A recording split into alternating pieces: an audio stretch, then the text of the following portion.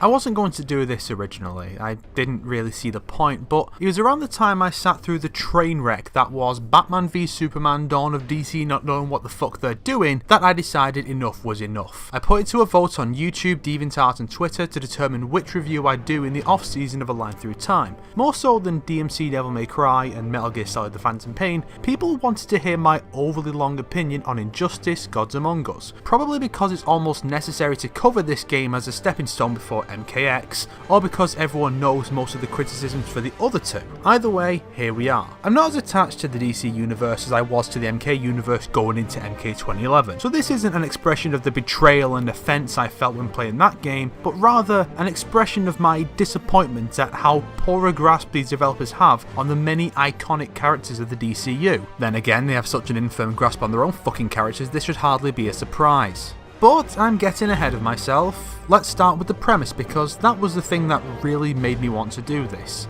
I will be discussing the tie-in comic series as well in the later section, so I'll try to keep discussion outside of that to a minimum for those who want to read them. Okay, let's get started.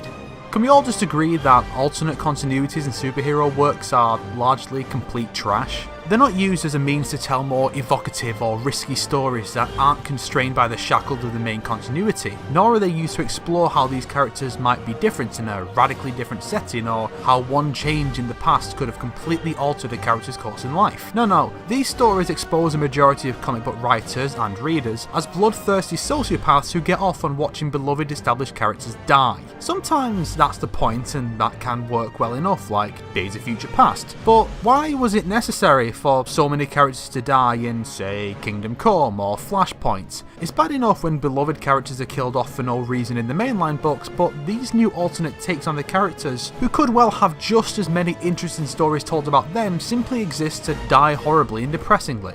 It brings to mind a question I ask myself when I watch This Is the End, the worst movie I have ever sat through. The film features a group of comedy actors playing themselves during the apocalypse. I ask myself the question, who is this for? Fans of these actors, presumably, I answered. So then, I replied, what fan of Jonah Hill wants to see a film where he gets raped and possessed by the devil, then set on fire and crushed to death? What fan of James Franco wants to see him get eaten alive by cannibals? Let's apply this thought experiment to a couple comic book AUs, shall we? Let's start with Future's End from DC, a potential future 5 years from the present when it was released. What fan of Wonder Woman or Supergirl wants to see them horribly transformed into monstrous cyborgs? What fan of Batwoman wants to see her turned into a vampire and killed by her sister? What fan of Black Canary wants to see her severed head being implanted into Frankenstein's chest so he can harness her sonic scream? And that's just one alternate universe, by the way. My favourite comic series of all time is Marvel's Generation X. About 4 issues in, the series was rebranded as Generation Next to tie into the Age of Apocalypse storyline. The Generation Next storyline lasted about 4 issues, and by the end of it, the entire team had been horribly murdered.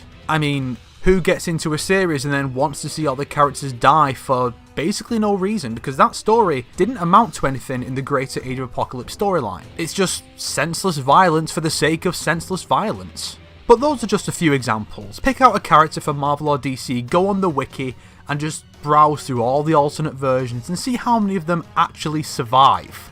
But I'm sure some of you are asking, what's the relevance of all this? Why does any of this matter? Why am I spending so much time going on this pointless tangent? Well, you see, my friends, the Injustice story is about 2 parallel universes.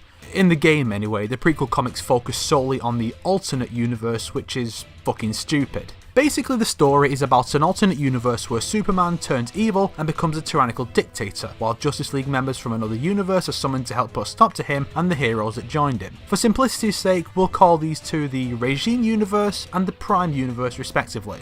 As with MK, the story is the biggest point of contention for me, but we'll save that for the story segment. I've got some other things that need discussing first. For example, the game's designs. The game has a generally more armoured aesthetic, similar to the future shown in the opening cinematic of DC Universe Online, and I really don't like it. You may say it makes sense for the heroes in the Regime universe where they're basically soldiers in a war. Okay, fair enough, but here's the problem. I'm talking specifically about the Prime universe. The classic versions of the characters were this awful looking armour with claws and muted colours and chins. My god, the chins. The designers then injustified the Injustice designs to make them more injusticier and used those for the Regime universe, and they're almost all worse in every way. And they look so evil. There's no way anyone who genuinely saw themselves as the hero would wear something like this. And for some reason, they used the Prime designs for the comics. I get that those are the most recognisable designs since they're the defaults, the Player 1 costumes, but the game makes it clear that the Regime versions of the characters wore the Regime costumes the entire time. We see this in the opening cutscene. Did the artists of the comics not know, or not care, or did they just agree that the Regime costumes belong in a dumpster fire and refuse to draw them? But this then calls into question the validity of Green Arrow and Joker's Regime costumes, since they never get the chance to wear them because they both get killed early on.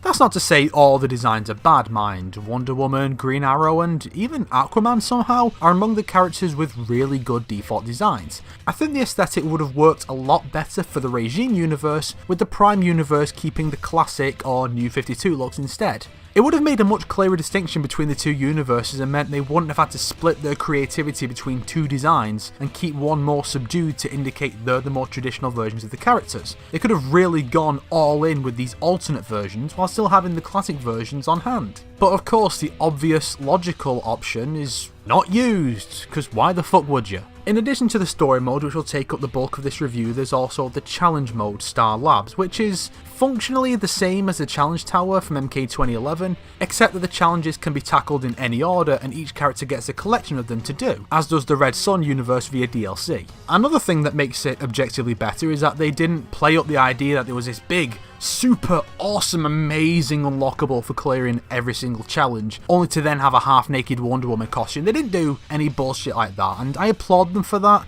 but then again, how much credit does one actually deserve for simply not doing something stupid? And of course, the game has the traditional arcade mode. I won't be getting into the endings because they are all shit, bar none. All I'll say is that they each follow a specific version of that character, either Prime or Regime, sometimes giving bits of insight, but mostly just setting up non-canon story that will never be followed up on and generally being depressing. None of this stuff breaks the game though. The gameplay and story are the most important aspects of the game, so let's talk about those and you'll see where I really take issue with this game.